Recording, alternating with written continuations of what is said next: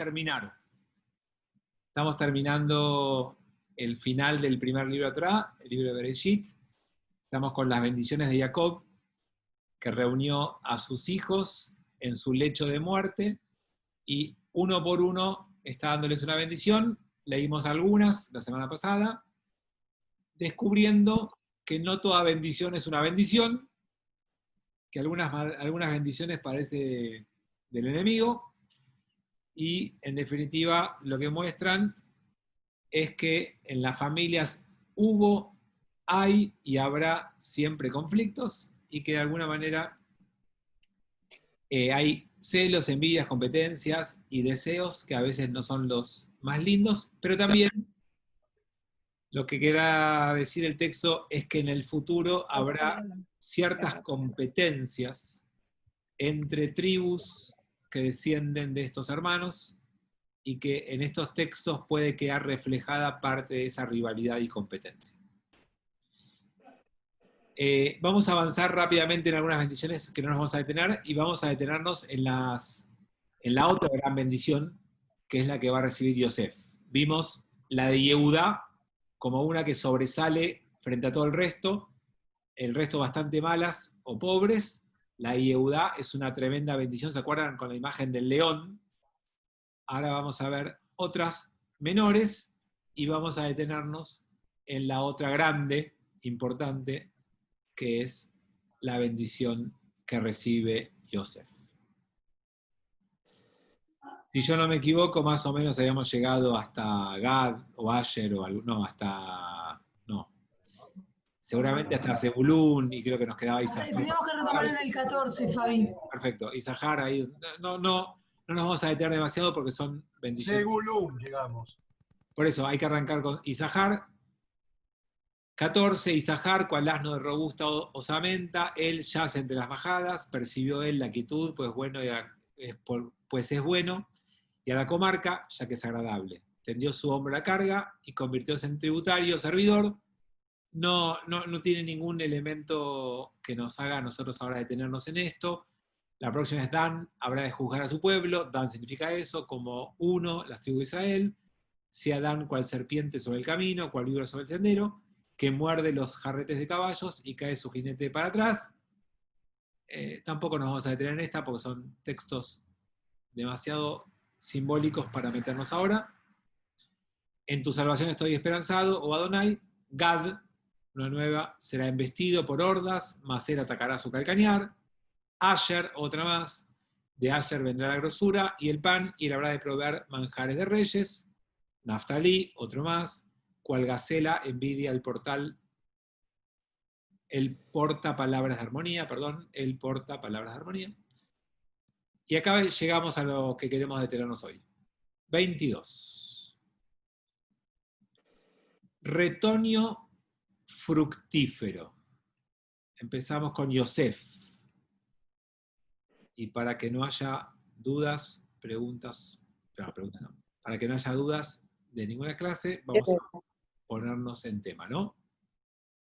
Hablé con Manuel. Me había llamado. Hay alguien por admitir, y hay alguien que se desincronizó y me está haciendo ruido. Ahí está. Bueno, si ustedes recuerdan, Lea le dio a Jacob 6 hijos. Dentro de estos 6, el preeminente es Yehudá, por lo menos por lo que vemos en las Brajot. Las 2 empleadas le dieron 2 hijos cada una, Bilá y Zilpá. No hay ningún tema con ellos, no pueden pretender ninguna preeminencia. Rachel le da 2 hijos, el primogénito es Yosef. Entonces, la gran lucha, la gran pelea de los hijos de Jacob es Tyson Yehudá versus Mohamed Ali Yosef. Eso porque no sé muchos nombres de boxeadores, no tengo mucho en la cabeza, tuve que... No me dieron simultáneos. Entonces, La gran pelea es Yehudá versus Yosef. No sé si nos vamos a poder dar cuenta la implicancia política de esta disputa, porque después se va a traducir en las tribus y en la preeminencia política. Pero nos vamos a detener en la lucha espiritual de dos hermanos de la misma familia que compiten con modelos diferentes de liderazgo. Y si bien la Torá va a dejar claro que Yosef es el tzadik, es el justo, y los relatos de la Torá están armados para que apreciemos y valoremos a Yosef. Por alguna razón, la tradición posterior va a encumbrar a Yehudá de la mano de David. David, descendiente de la tribu de Judá, como vimos la semana pasada. En la Torá, hasta aquí, el gran héroe es Yosef.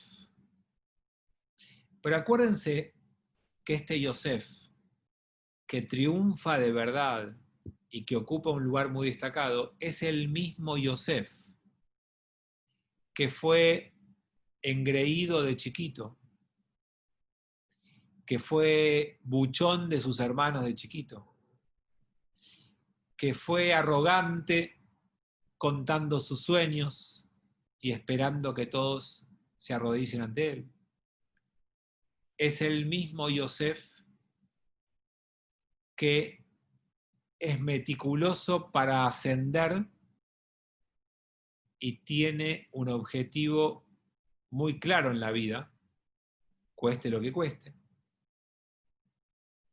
Y es el Yosef que no admite su identidad apenas se reencuentra con los hermanos, sino que especula, se esconde, trama, arma, demasiado frío, demasiado calculador para llamarse Yosef y ser la tribu preeminente del pueblo judío. Y Yehudá, en cambio, es aquel que actúa equivocadamente, pero se arrepiente y pide perdón. Es aquel que no entrega a su tercer hijo a una mujer, acuérdense de esa historia, pero después reconoce que la mujer era más justa que él y le perdona la vida, y lo reconoce públicamente. Y es aquel que fue parte de la venta de Yosef, pero después se juega por Binyamín y da su libertad para salvar a Binyamín. Entonces, ¿cuál es el modelo que nos inspira como pueblo? ¿El que busca la perfección y se enorgullece de su perfección? ¿O aquel que lucha por mejorar y corrige sus errores? Entonces ahí tenemos nosotros un modelo interesante para entender qué valoramos más nosotros como pueblo o qué debiéramos valorar nosotros. Acá Armando pregunta de qué tribu era Shaul, el primer rey, de la de Binyamín, que ahora después de Yosef vamos a hablar de Binyamín un poquito. Era el segundo hijo de Rachel y último hijo de Jacob. Entonces, yo quiero proponerle fuertemente que esta disputa entre Yosef y David, que tiene muchas aristas distintas para ser vista, no es la única, en esta lectura de acá, sea la que deje a Yosef como una excepción difícil de repetir. ¿Cuántos Yosef puede haber en el mundo? Hay poco lugar para Yosef en el mundo. Son esas raras excepciones que triunfan en todo lo que se proponen y le va bien en todo lo que empiezan y llegan a la cúspide en todo lo que buscan llegar, generalmente solos, y sin familia, como Yosef vivió la mayor parte de su vida, y en general no queridos y respetados por sus pares.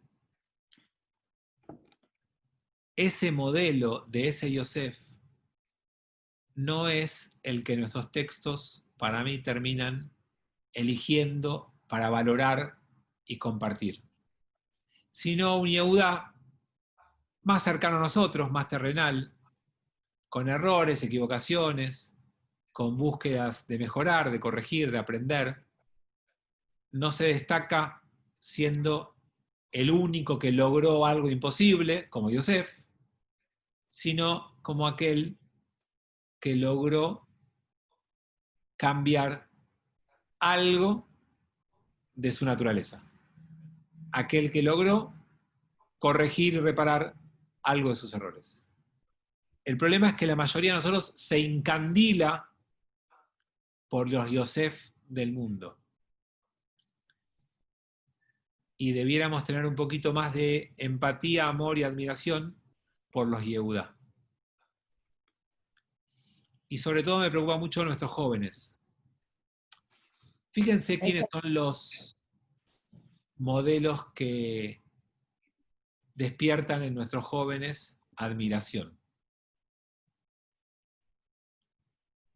Son esos raros casos que triunfan en millones de seguidores, millones de dólares en el fútbol, millones de discos o de Spotify, porque no hay más discos ahora, millones de reproducciones en Spotify de sus canciones. ¿Cuánta gente logra eso? Esos son los Yosef.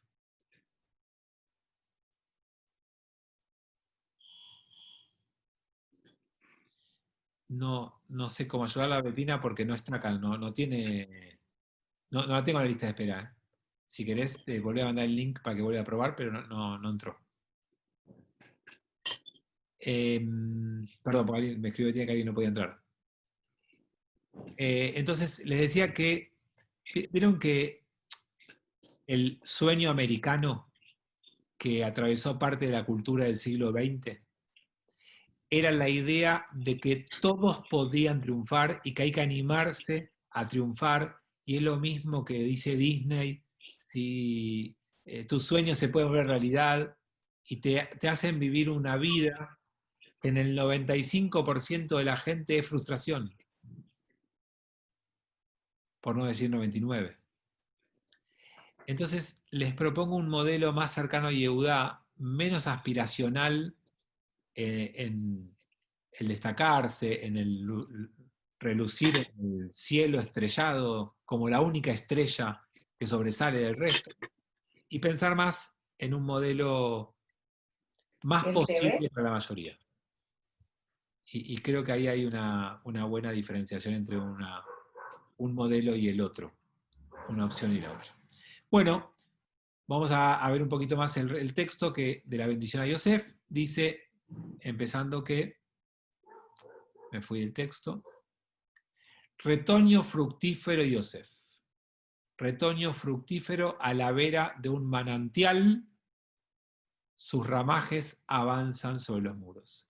Es alguien que va a crecer, que va a florecer, que se va a expandir, que tiene agua para seguir creciendo, que tiene ramajes que pueden ser obras, brazos, descendientes, todo en positivo hacia los límites y más allá, como decía un personaje muy famoso.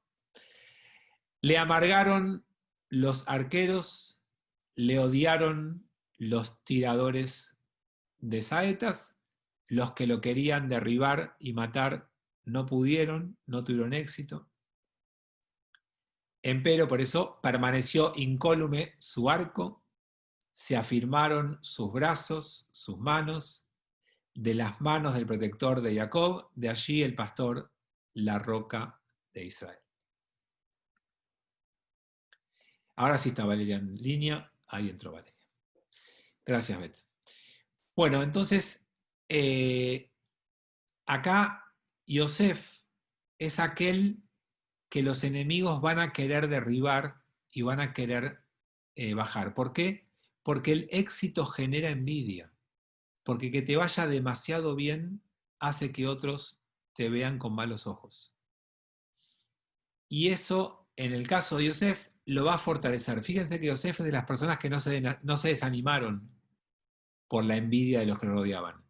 Lo bajaron los hermanos al pozo, lo encarceló la esposa del jefe en la prisión de Egipto, y cada vez se repuso y otra vez volvió a triunfar. Eso es cuando los golpes de la vida te hacen fuerte. Lo que acabamos de leer en la bendición es eso, que las cosas malas que te pasen te fortalezcan. Pero acá también me quiero detener un poquito porque no es el modelo más común, es el deseable, sí. Hola. Pero muchos golpes de la vida... ¿Qué pasó, Vale? Hola, Vale, bienvenida. Ay, perdón. Muchos golpes de la vida lo que te hacen es generarte frustración, dolor, tristeza, bronca. Te hacen sacar lo peor de vos y te hacen pelear con la vida misma. Son muy pocas las personas que logran hacer lo de Yosef, fortalecerse y crecer gracias a los golpes de la vida. Sentir que son imposibles que te afecten. No sé si leían recién la metáfora de las balas que no le llegaban, que no eran balas, que no eran de esa época. Las balas que no te entran porque es imposible que te alcancen, es una fortaleza muy difícil de alcanzar. Yosef llegó a los niveles espirituales más altos que se pueden lograr. Pero no es un modelo para todos. Es un modelo muy ideal y muy difícil de considerar. Por eso es que para mí la Torá va a terminar eligiendo el otro. De las manos del protector de Jacob, de allí el pastor, la roca de Israel. Perdón, que me olvidé algo importante. Acá al final dice Tzur Israel. Si lo recuerdan, Tzur Israel Begoaló. ¿Alguien recuerda dónde se canta eso? En Sadik Katamar cantamos Tsuri, mi Avinu roca, Shebashamaim. en que no hay injusticia. En la tefilá de la mañana, ¿no? ¿En cuál? Vale, creo que lo dijiste recién. Vale, ¿qué dijiste vos? Avinu Shebashamaim. Claro, Sí, claro. esa fantástica canción que canta Darío, que Avinu Shebashamaim es Padre nuestro que estás en los cielos, pero es la versión hebrea. ¿Cuál es lo que dijo? Sur Israel se transformó en un lema del pueblo judío, porque Yosef es un símbolo del pueblo judío, de aquel que intentan una y otra vez derribar y una y otra vez se volvió a parar. Y porque cada golpe nos hizo más fuertes. Y porque cada intento de aplastarnos o de hundirnos nos terminó elevando. Esa sí es la vida de nuestro pueblo y es la vida de Yosef. Pero no es la vida deseable para nadie. Nadie quiere esa vida. ¿Vieron cuando el filósofo Moldavsky dice, somos el pueblo elegido? ¿Por qué no eligen un ratito a otro y nos dejan tranquilos a nosotros? En el fondo, hay algo muy interesante en esa idea, porque es verdad que como pueblo estamos cansados de ser expuestos a esta situación de vida. No nos quedó otra que atravesarla, porque nadie nos preguntó si queríamos. Pero yo estoy seguro que si hacemos una encuesta en nuestro pueblo, nadie quiere ser perseguido, golpeado y hundido para que emerja más alto que nunca. Por eso no es el ideal elegido para transmitir. Es lo que tenés que hacer si no te queda otra. Si la vida te llena de golpes, tenés que ser Yosef. Pero solo si la vida te llena de golpes. No elijas un camino en la vida lleno de golpes para fortalecerte. No busques este destino. Fabi, perdón, en Filal y Shloma Medina está eso, y es justo quizás cuando hay que bendecir, ¿no? a los soldados, a los que defienden la tierra, ¿no? Pero porque, vale, este es nuestro destino como pueblo, de eso no hay duda que fue hasta acá nuestro destino. Si vos tomás la historia del pueblo judío, lo que mejor resume al pueblo judío es que nos aprendimos a fortalecer con todos los golpes que nos dio la vida. Y por eso Tzur, que es algo duro, pero también es una roca, una piedra, eso que te tiran por la cabeza. Somos una roca, pero también nos llenaron de piedrazos en la vida. Digamos, esto es nuestra historia como pueblo. Lo que yo propongo es que no haya, es obvio lo que estoy proponiendo, nadie busca, pero en el fondo hay gente que le gusta un poco sufrir y entiende en el sufrimiento parte del desafío.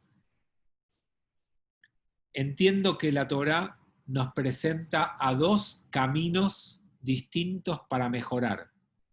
Aprender de cada error e intentar corregirlo, o aprender a los golpes y fortalecerte a los golpes. Y lo que está diciendo el texto es, ojalá seamos como Yehudá y no como Yosef. Que nuestro destino venga de Yehudá y no de Yosef. Que seamos los que podemos cambiar y aprender y no de los que necesitamos los golpes de la vida para hacerlo. Pero si necesitamos los golpes de la vida, hagamos lo que hizo Yosef. Pero si la vida nos golpea igual, seamos Yosef. Y estos son los dos paradigmas de la bendición de Jacob a sus hijos.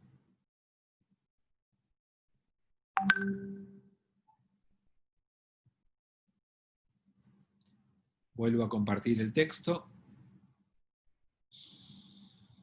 25. Del Dios de tu Padre, Él te habrá de ayudar, y Shaddai habrá de bendecirte. Bendiciones de los cielos desde lo alto, bendiciones del abismo que yace en lo bajo, bendiciones de pechos y matriz. Por lo tanto, esta fortaleza tuya es la que te va a ayudar a atravesar todo esto, y eso te va a traer el éxito o la superación. Estas son las bendiciones que vas a recibir. Shaddai es el otro nombre que aparece acá, así como Tzur Israel es un nombre de Dios, una metáfora hablar de Dios. Tzur Israel es Dios. La otra es Shaddai, que aparece acá. Que si recuerdan, cuando lo estudiamos juntos, es otro nombre de Dios que hace referencia a que es autosuficiente Dios, que Él todo lo puede. Por eso estas denominaciones de Dios en este relato es lo que surge de la idea de fortaleza para atravesar lo más difícil. Necesitas un Dios fuerte, un Dios todopoderoso, un Dios que esté con vos en esos momentos. 26. Las bendiciones de tu Padre han superado a las bendiciones de mis progenitores hasta la altura de las colinas eternas, recaigan sobre la cabeza de Yosef y sobre la mollera de elegido entre sus hermanos.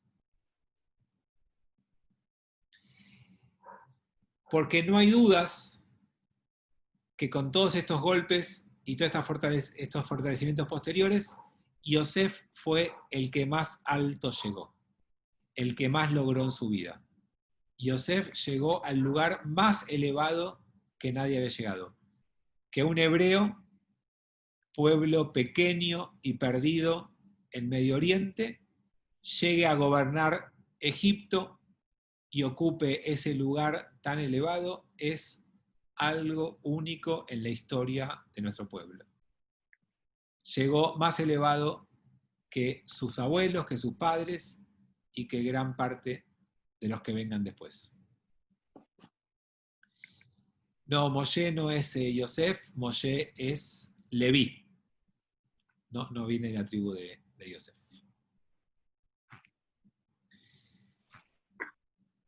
Y entonces, por último, el hijo número 12, Binyamin, cual lobo, él devorará, por la mañana comerá su presa y al atardecer repartirá su botín. Habla de alguien que rápidamente asciende y rápidamente pierde lo que ascendió. Binyamin, Shaul, primer rey de Israel, rápidamente ascendió, rápidamente cayó.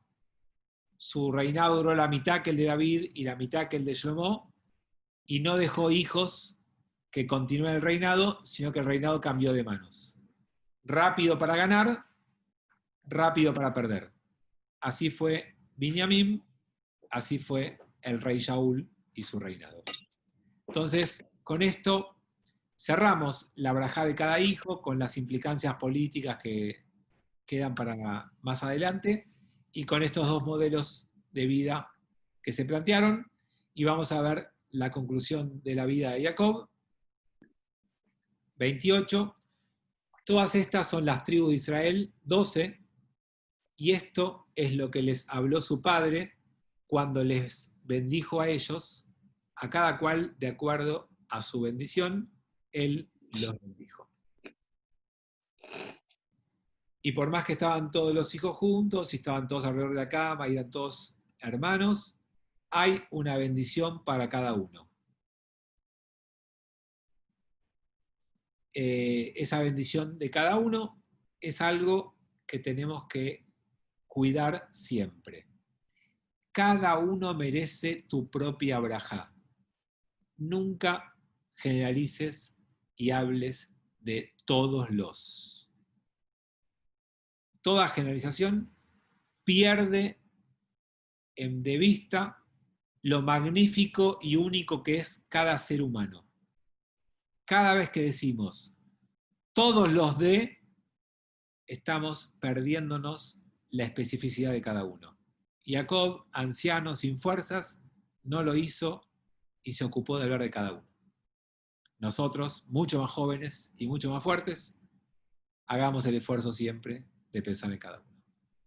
Juli me pregunta de qué tribu venimos.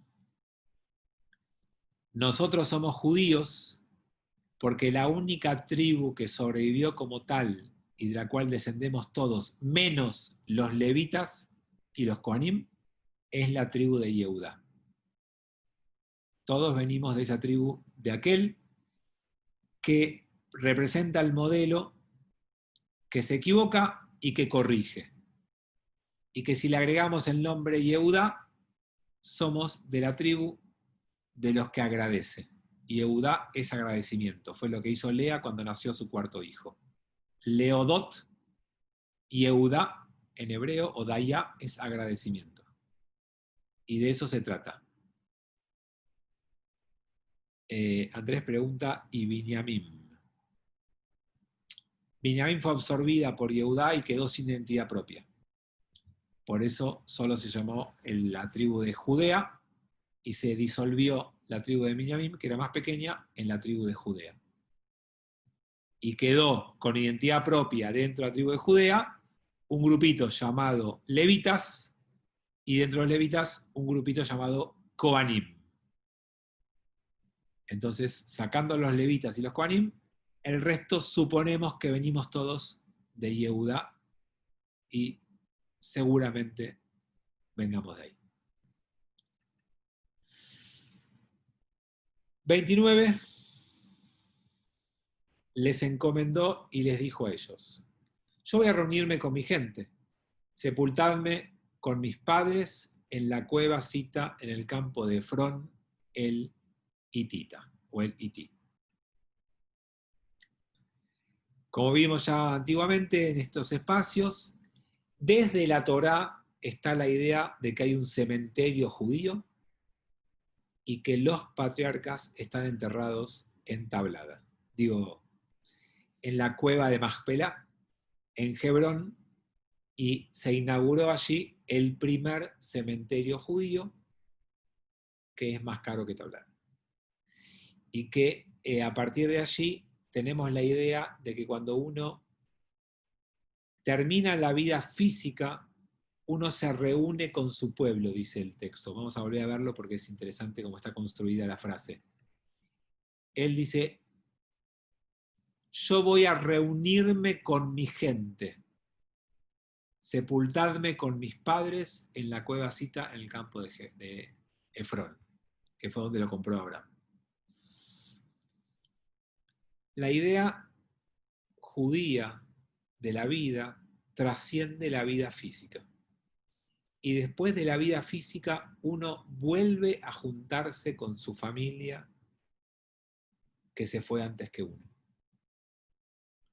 Esa es la creencia judía básica. Después discutimos un montón, pero nadie duda, o por lo menos ninguna de las corrientes religiosas judías dudan, de que la vida física no lo es todo, que hay algo más allá de esa vida física.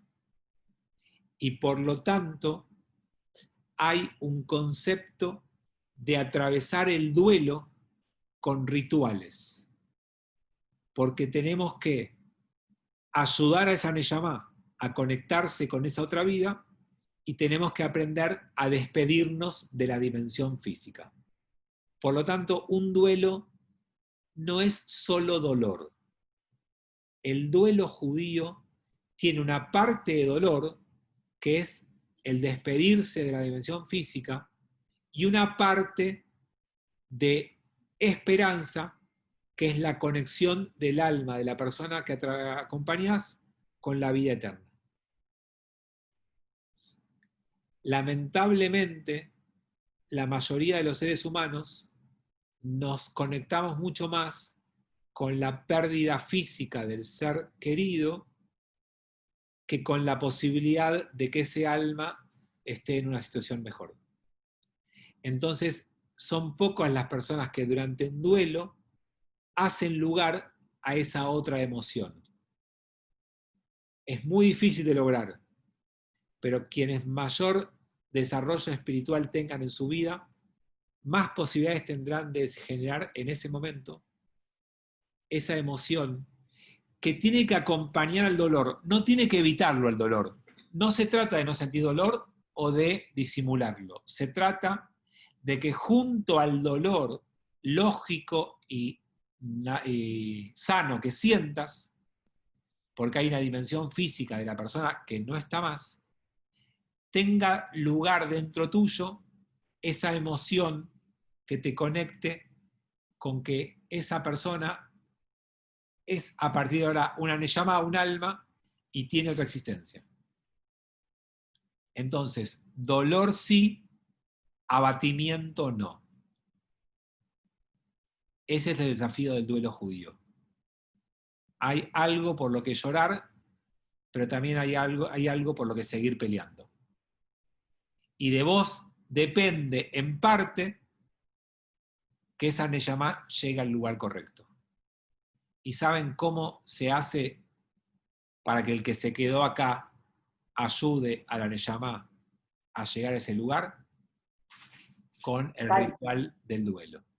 Y el ritual del duelo incluye el Kadish de duelo que tenés que recitar por esa persona.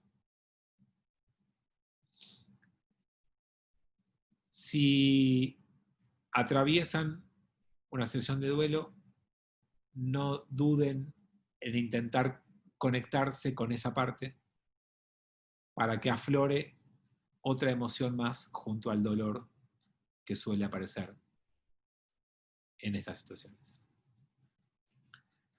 30. En la cueva Sita en el campo de Majpelá, que está frente a Mamre, en la tierra de Canaán, donde había comprado Abraham el campo de Efrón, el hitita, como posesión y sepultura. Porque se trata de tener un lugar propio, porque el entierro judío es a perpetuidad, para siempre. Tenemos que convivir con esa idea, que es muy cara. Y lamentablemente nos hace una comunidad judía que tiene siempre dificultades con el sostenimiento de todo esto.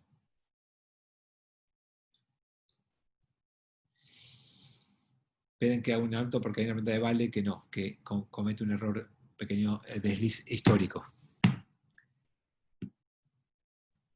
Vale dice, entonces los reyes de Israel vienen de Yehudá, inclusive Shaul de Binyamin. No, porque hay una diferencia en el momento histórico.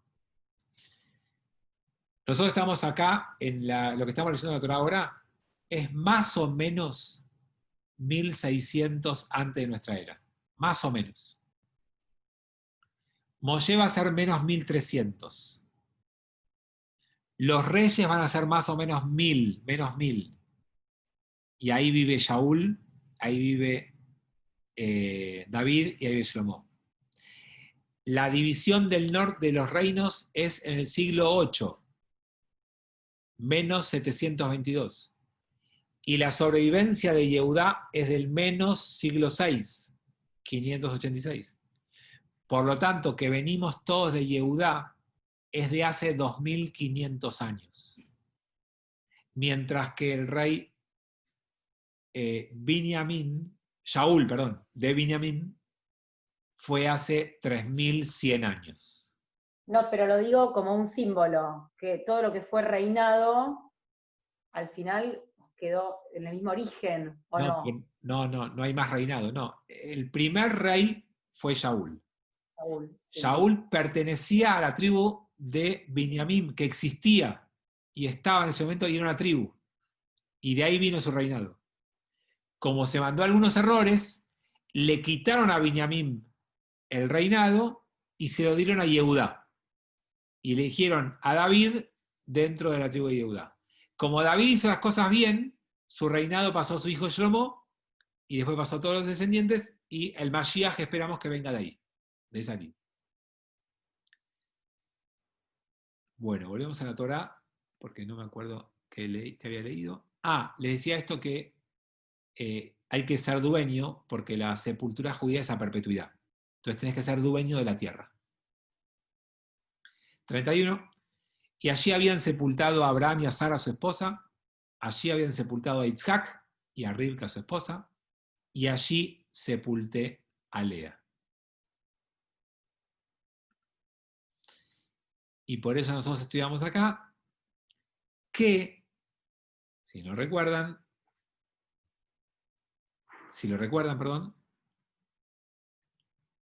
Rachel no está en esta sepultura porque Lea representa mucho más el vínculo con tu esposa que lo que pasó con Rachel. La que estuvo con Jacob toda su vida fue Lea. La que acompañó a Jacob en todas fue Lea. Rachel aparece en la Torá más como un amor de juventud. Nosotros vimos en su momento una interpretación que decía que Lea y Rachel eran la misma persona y que Rachel es una etapa de la vida y Lea es la mayoría de la etapa de la vida. Y por eso aparece enterrado con Lea. No quiero volver a dar la interpretación, pero para el que la recuerde, que la conecte. Y acá sabemos que Rachel no figura en eso. Tengo algunos chats, vamos a retomarlos. Aníbal. Antes era una federación de tribus, correcto. Armando dice, las bendiciones de Jacob son mochilas que les dio o les leyó el alma. Depende de cómo cada uno se pare con la Torá. Para algunos es profecía, vos lo pusiste en términos de mochila, profecía de lo que les va a pasar en el futuro, y para otros es el conocimiento del alma humana y cómo eso iba a influir en los próximos descendientes, o para otros, lecturas políticas posteriores de lo que pasó con cada tribu. No lo sabemos cuál tiene razón. Samuel dice, esta sepultura es la que se llama, sí, se llama Meharat Amachpelah. No sé qué es Sheurat.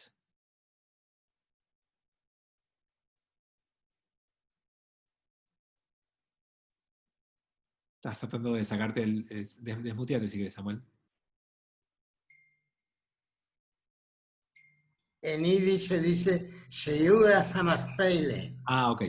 En hebreo es Meharat Amaspelá, la cueva de Maspelá, que es donde están enterrados los patriarcas. Hasta el día de hoy se puede visitar el lugar, que es en Hebrón.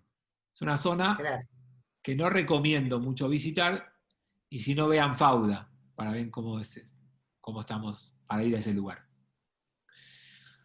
Y mucho menos en estos días que se habla de anexión y todo eso, no vayan por ahí.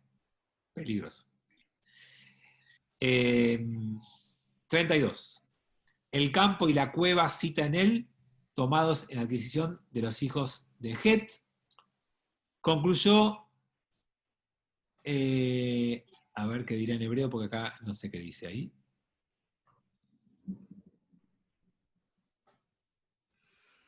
Ah, Jacob dice ahí. No sé por qué dice eso, en hebreo dice Jacob. Concluyó Jacob de encomendar a sus hijos y recogió sus pies hacia el lecho y feneció y se reunió con sus gentes.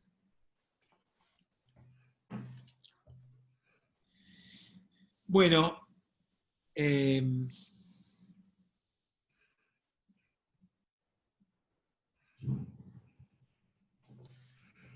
estamos por empezar el último capítulo de la Torá. Jacob muere con una vida que tuvo, de todo. Tuvo traiciones, odios, envidias, celos, peleas, rupturas familiares, mudanzas, traslados, cambios. Pasó por duelo, pasó por amor, se casó, tuvo hijos, se peleó, compitieron sus mujeres, tuvo de todo. Si alguna vez ustedes creen que en la vida les pasaron muchas cosas, lean la historia de Jacob de corrido. Y van a ver lo que es una vida llena de cosas. De todo le pasó. Así y todo, termina sus días con bendición en su boca. Más allá de que alguno de los hijos no entienda del todo lo que le quiso decir, Jacob termina con sus hijos en su lecho de muerte, todos reunidos, todos perdonados y todos despidiendo a su padre. Y él sintiendo que hizo las cosas correctas que se esperaban de él. Por lo tanto, tener una vida de bendición no es tener éxito siempre en la vida, sino llegar al final de tu vida con tu familia alrededor tuyo y con bendición en tu boca. Si vos lográs llegar al final de tu vida con eso, tuviste una gran vida. Si lográs haber vivido de forma tal de mantener a tu familia reunida, preocupada por vos, cuidándote, y vos pudiendo tener palabras de bendición cuando hablas con ellos, tuviste una gran vida. Armando dice, Moshe era levita, pero era un digno descendiente de Yosef, puede ser. Aníbal dice, la quemaron. La tumba de los patriarcas en Hebrón, hace unos años. Le prendieron fuego. No, creo que la que prendieron fuego es la de Rachel. No, la de Hebrón. Rachel. Me parece que es la de Rachel, pero podemos googlearlo, que nos sacamos la duda. Después nos fijamos. Creo que la Sí. de Hebrón. Betín dice, no tuvo pandemia. Ah, Gaby puso, no tuvo pandemia. Ya veremos qué es peor. No sabemos qué es peor todavía. Ya veremos cuando pasen los años qué fue peor de todo. Bueno, les propongo empezar un ratitito para testear, para saborear un poquito el último capítulo de Bereshit, el número 50 de esta última para allá, que perdón, no les dije algo importante. ¿Se acuerdan la parashá que murieron Sara y Abraham? Se llamaba Hayei Sara, la vida de Sara. Y en esta parashá que muere Jacob y ahora Yosef, les expolié el final, se llama Vayehi, y vivieron. No es ninguna casualidad que las parshiot que hablan de vida cuentan las muertes de los patriarcas. Porque tu vida y tu muerte están absolutamente entrelazadas y son parte de lo mismo. Y el desafío es entender que vas a morir como viviste. Y por eso tenés que preocuparte de tu vida. Y dejar que el resto suceda. Nadie debiera trabajar por, para o en su muerte. Hay que trabajar para tu vida. La muerte va a llegar. Y parece una vida que decir ahora, y va a llegar siempre cuando estás vivo. Entonces, te invito a que tomes a Vayehi y Hayei Sará como modelos de vida. Y que te preocupes por lo que pasa en tu vida. Y después ya llegará un momento que te encontrarás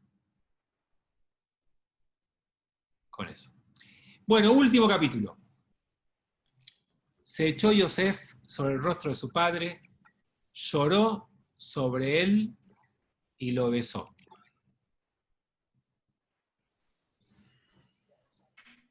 Imagen de Jacob de su vida. Jacob lloró y besó a Rachel y a su hermano Isab cuando se reencontraron. Yosef cierra ese círculo llorando y besando a su padre en ese momento final de su vida. Y si bien enterrar a un padre es súper doloroso y no hay forma de prepararse hasta que eso ocurra, Yosef va a sentir en ese momento que además de llanto hay lugar para el beso, que es lo que hablábamos antes. No puede haber lugar solamente para un llanto o un entierro, también tiene que haber lugar para un beso, que encierra amor y gratitud a un padre. Y es eso lo que Yosef hace en el final de la vida de Jacob. 2. Ordenó Yosef a sus servidores, a los médicos, embalsamar a su padre, y embalsamaron los médicos a Israel. Con esto vamos a cerrar el encuentro de hoy, porque acá tenemos un par de aristas que salen y con esto nos vamos a despedir. Quiero ver si hay algún chat más.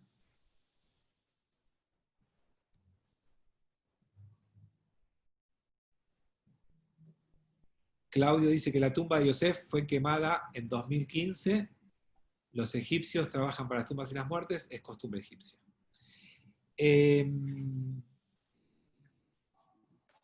La tumba de Yosef fue quemada en 2015, no sabía o no lo tenía presente, gracias por el dato. Esa es una de las grandes diferencias entre la cultura judía y la cultura egipcia. Acuérdense que nosotros nos fuimos de Egipto y había que sacarse Egipto de la cabeza, que es sacarte la cultura egipcia, porque la judía, la cultura hebrea se diferenciaba. Los egipcios tenían una cultura de la muerte. Nosotros tenemos una cultura de la vida. Correcto, acuerdo con lo que dijo Armando. Embalsamar. ¿Se puede o no se puede? Les cuento. La tradición judía dice que el cuerpo debe ser preservado lo mejor que se pueda. No se puede, está prohibido por decisión propia hacerle cualquier incisión a una persona, a un cuerpo de una persona fallecida. Solo se puede hacer autopsia cuando la ley te obliga y no te deja alternativa, si no, no se puede. O cuando hacer una autopsia te puede permitir aprender de una enfermedad para salvar otras vidas. Si no, no se puede. Porque el cuerpo merece respeto no se puede defender ni proteger, no le puedes hacer nada, y entonces tenés que mantenerlo íntegro, lavarlo, no exponerlo a la mirada de los demás y que vaya a la tierra lo antes posible. Estas son las principales reglas de entierro judío. Por eso cajón cerrado, por eso entierro lo antes posible y por eso preservación del cuerpo. Ahora, si tenés que preservar el cuerpo para trasladarlo en algún momento al cementerio judío, sin hacerle una destrucción del cuerpo, podés hacer alguna técnica que implique preservar el cuerpo para que llegue a su entierro lo mejor posible. Y eso es lo único que se permite.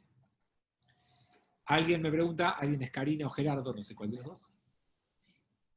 Entonces, ¿no se puede donar de órganos? Bueno, con esto sí, de verdad nos despedimos. La donación de órganos no vitales está permitida. Acuérdense, para salvar a alguien, podés transgredir las mitzvot. No podés abrir un cuerpo, pero si es para alargar la vida de alguien o mejorar la calidad de vida de alguien, se puede. Entonces, podés donar un órgano. El problema de la donación de órganos es la donación de órganos vitales, o sea, el corazón. Porque vos, para que alguien done el corazón, tiene que seguir respirando y tiene que tener muerte cerebral. Pero la Torá marca el final de la vida con la respiración, no con el corazón. Entonces, alguien que respira, pero tiene muerte cerebral, para la Torá está vivo. Y si vos le sacás el corazón, lo estás asesinando. Y asesinar no se puede pasar a la otra vida. Es una de las tres que no se puede, ¿se acuerdan? Entonces, el movimiento liberal judío incorporó la noción de muerte cerebral y permite la donación de corazón. Los ortodoxos no incorporaron la muerte cerebral, siguen creyendo que la muerte es la falta de respiración, no pueden donar el corazón. Esa es una diferencia muy grande en el pueblo judío actual.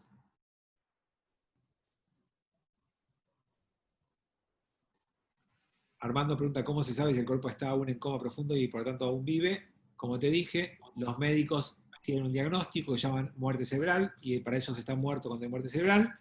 Para los rabinos medievales y para la ortodoxia hoy, si sigue respirando, está vivo. Cuando deja de respirar, está muerto.